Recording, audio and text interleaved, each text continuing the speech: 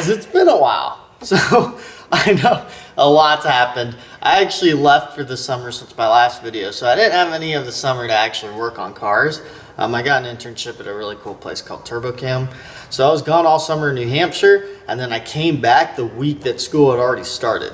So nothing got done all of the summer, except I got some really good work experience, and it was a really good time.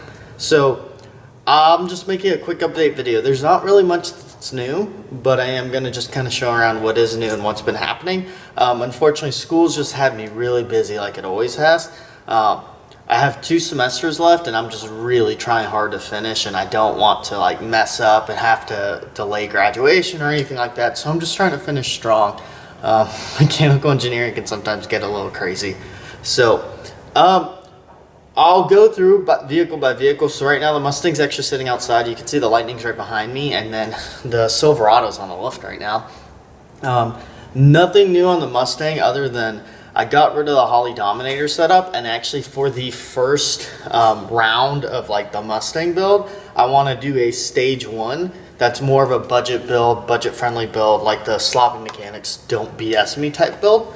So it'll use a stock PCM, and it'll still have the same turbos before. I just sold the Holley Dominator because it's just, I'm never going to use it. It costs, the whole setup costs like $4,000 to get it up and running if you want like a turbo setup with everything, and that's just way too much for my budget on a college kid budget. I just can't spend $4,000. So I'm gonna use a stock PCM. We'll see how far I can get with that. In the future, I think I'll probably do like an MS3 Gold Box standalone, and then do like a TH400.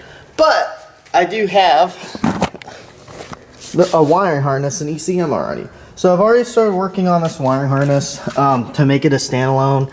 You can see I've started labeling everything. All the plugs are labeled. It's all kind of sorted. And then the PCM I'm using is the PO1, which is the red and blue. And I'm just using that because it's drive-by cable. So it's going to be much easier. So I still have the turbo. And let me see. Oh, yeah. I switched up on how I want to do the hot side on the Mustang.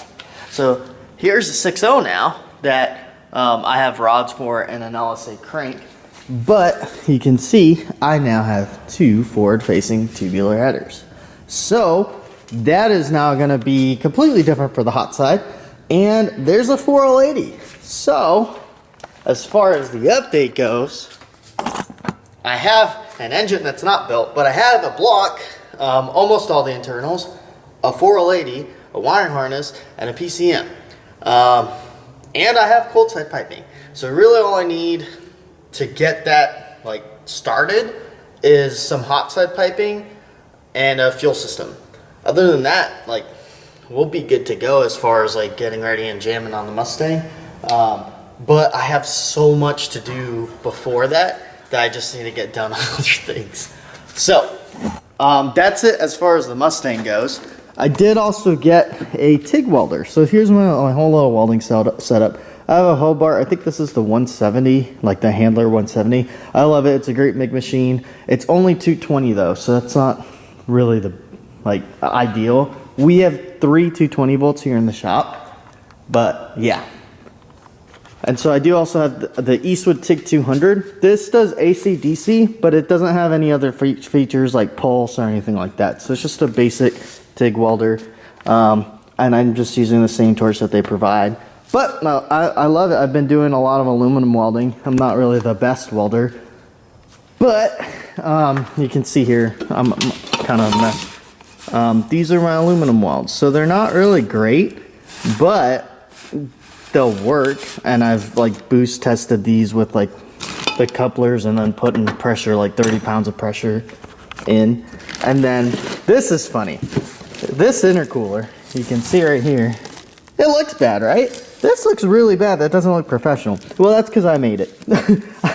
I got this intercooler core for free. The other end is cast aluminum. I can't show you, but the other end is cast aluminum. Looks fine. But my friend actually had this, and I think it came off a wrecked car, saved it, and then ended up just giving it to me for free and said, hey, go ahead and fix it. I did get some really good welds in here though. Like, you almost wouldn't even believe that those welds are mine. But that's gonna be the Mustang budget-friendly intercooler. And let me show you how it looked like originally. The original end cap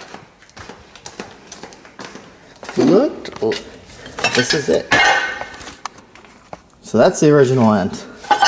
Not optimal, so I made a new one. So that's gonna go on the Mustang. Other than that, that's the only update. There'll be a lot more coming soon once I get this truck and this truck done. So this is the Silverado. This used to be like my daily driver and like my tow pig, but it just gets such bad gas mileage driving to U of H every day. It's like 120 miles there and back, like that I'm doing daily, and it's just way too much. This thing gets like under 10 miles to the gallon, but I've been fixing it because ever since Hurricane Harvey, it stopped working. I didn't flood it or anything, but that's actually why I have a 6.0 engine now. So that 5.3 I had for the Mustang is now in here, and now I have that 6.0.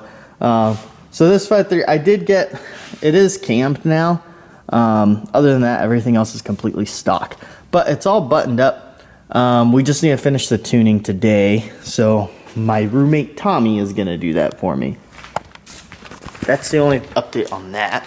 Now, on the Lightning, I've been getting asked a lot of questions about what's the update on that? What's going to happen to that? Well, there isn't really much new. I feel really bad because I've been so busy with school. I've been working so much, but it's like pretty much together, not completely, but pretty much. What I have to do, I had to take everything apart. I tried starting it, and then I had a coolant leak.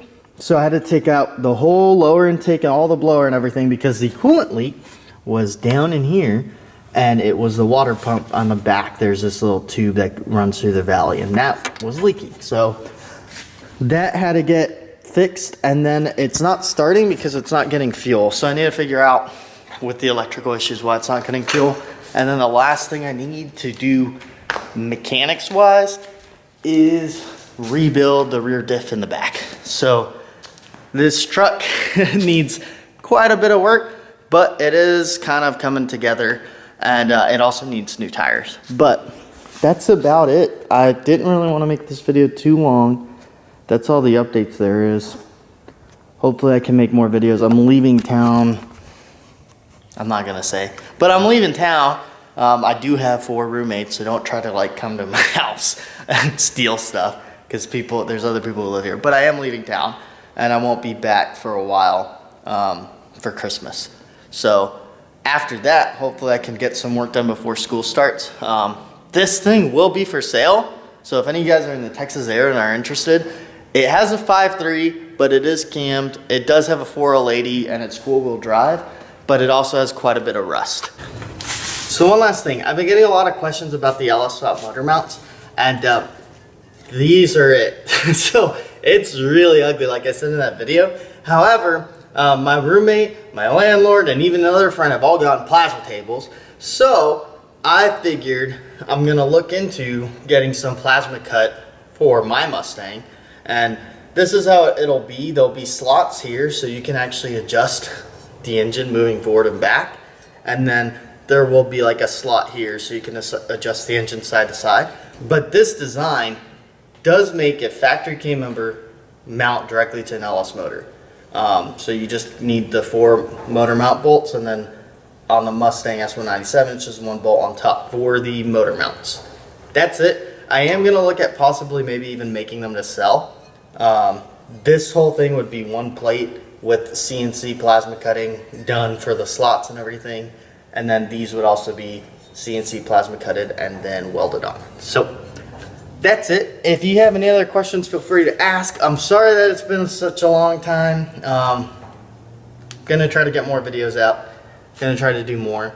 I really want to get the Silverado out because it's the easiest vehicle that I have to work on, but it's also the most boring, so I'm not really gonna make any videos on that. So anyways, other than that, peace out. I'm out.